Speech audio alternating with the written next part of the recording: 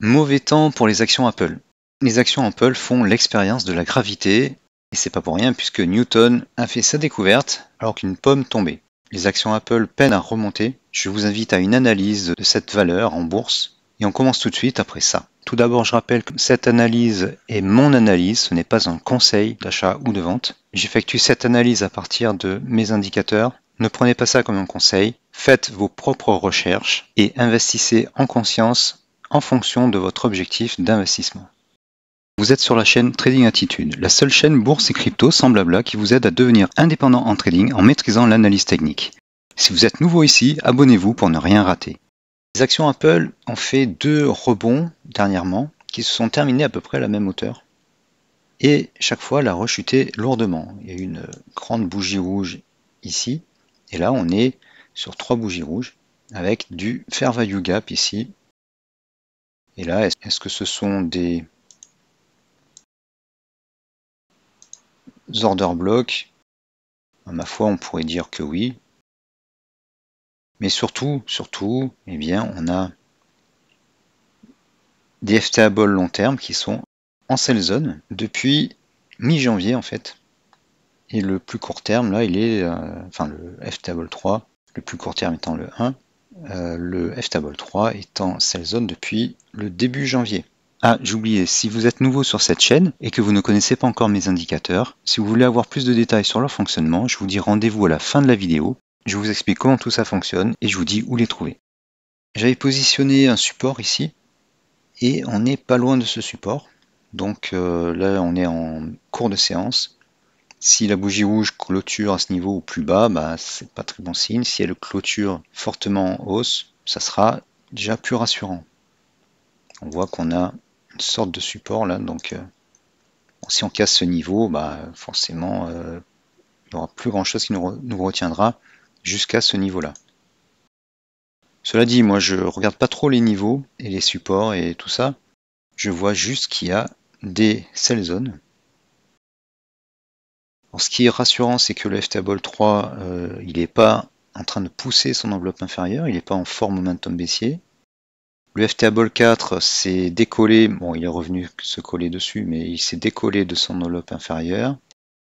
Et le 5, lui, il est plus collé, on n'est plus en fort momentum baissier. Donc ça c'est positif, mais bon, les cours passent beaucoup plus de temps en dessous de la 7 que au-dessus. Donc voilà, est-ce que on va venir rebondir sur ce support et repartir à la hausse ou pas? Ou est-ce que peut-être qu'on va remonter un peu et puis replonger?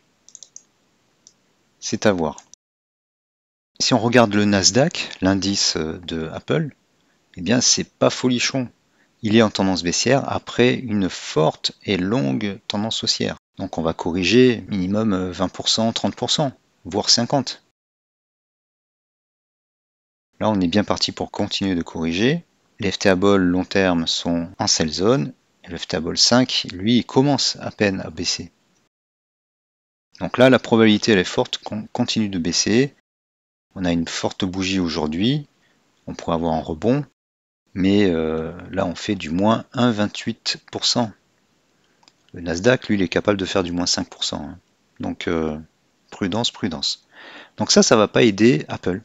Donc moi, à ce niveau-là, bien, je ne renforce pas du Apple. D'autant plus que Apple, elle a quand même l'habitude de corriger assez fortement. Là, si on regarde comme ça,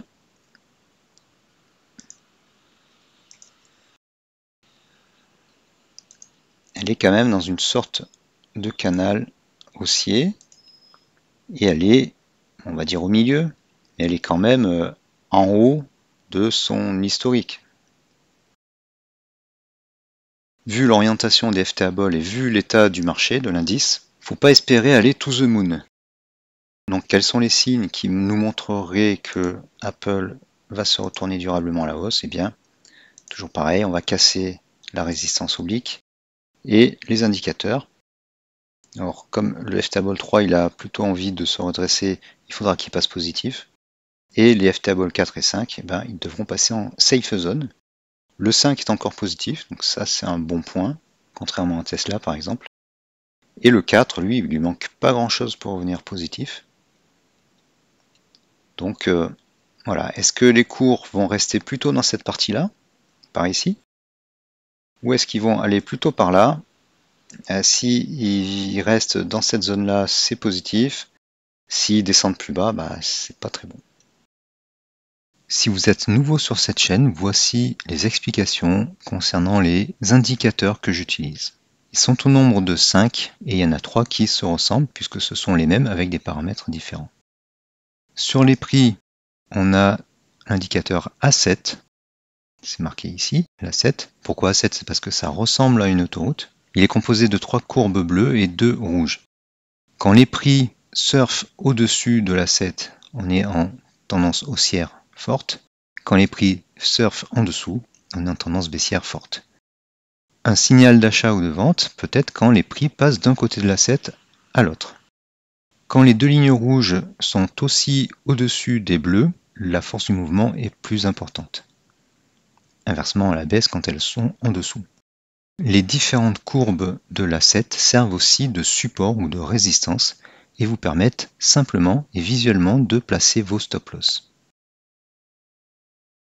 C'est l'indicateur qui est le plus proche des cours et c'est lui qu'on doit suivre quand il y a une tendance ou un retournement. Ainsi, dès que les bougies rouges viennent casser les différentes courbes, c'est peut-être la fin du mouvement. Passons aux autres indicateurs. Le FTA Ball, FTA ça veut dire Filtre Trading Attitude. Il est composé de 2 courbes qui sont encapsulées dans une enveloppe inférieure-supérieure et la courbe du milieu. C'est un indicateur qui est soit négatif, soit positif. On a la courbe du 0 ici. Quand il est positif, on est plutôt dans une zone de tendance haussière. Quand il est négatif, on est dans une zone de tendance baissière. Ensuite, il y a des zones vertes, comme vous le voyez, des zones rouges. Les zones vertes indiquent des zones de hausse et zones rouges des zones de baisse.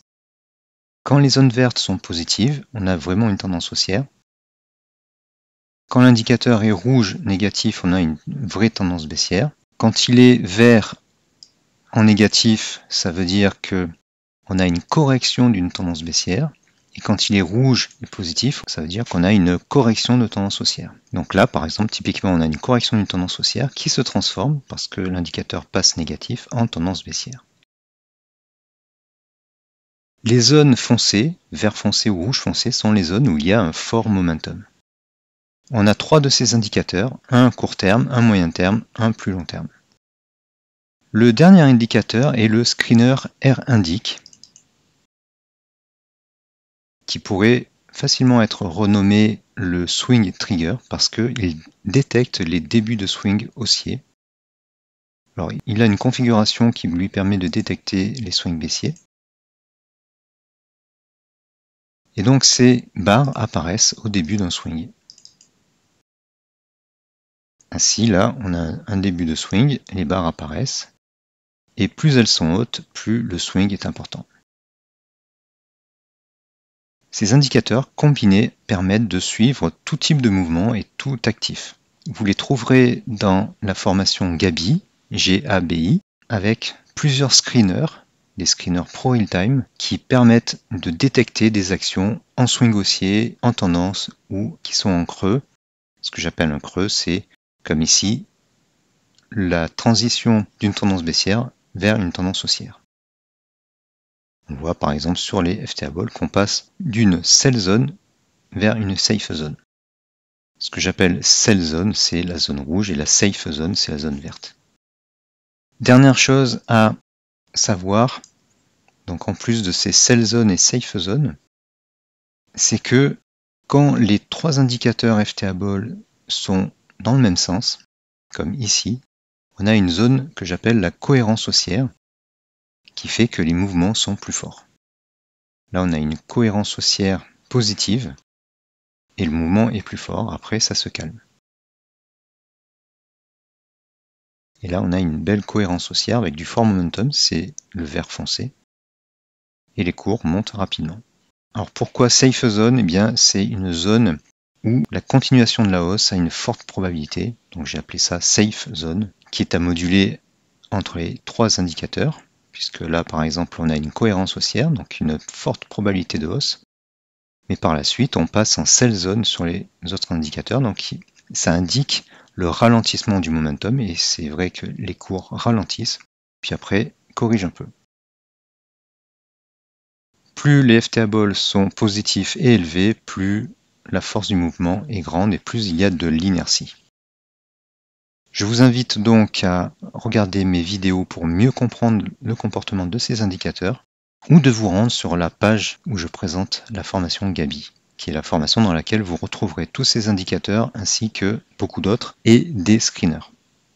Si vous voulez avoir ces indicateurs et bien d'autres, plus des screeners pour trouver les actions qui montent le plus, eh bien rejoignez la formation Gabi. Il y a beaucoup de contenu et en plus j'offre mes autres formations, c'est-à-dire le pack complet de mes formations. En tout, ça fait à peu près 17 formations, de quoi vous donner beaucoup d'idées, beaucoup de méthodes et beaucoup d'indicateurs. Une gigantesque boîte à outils et avec Gabi et ses indicateurs de belles méthodes de trading. Donc profitez-en, vraiment, profitez-en, vous ne le regretterez pas. Merci d'avoir suivi cette vidéo. Enfoncez le pouce bleu, partagez la vidéo, laissez un commentaire même si c'est pour rien dire. Abonnez-vous. Merci et à bientôt.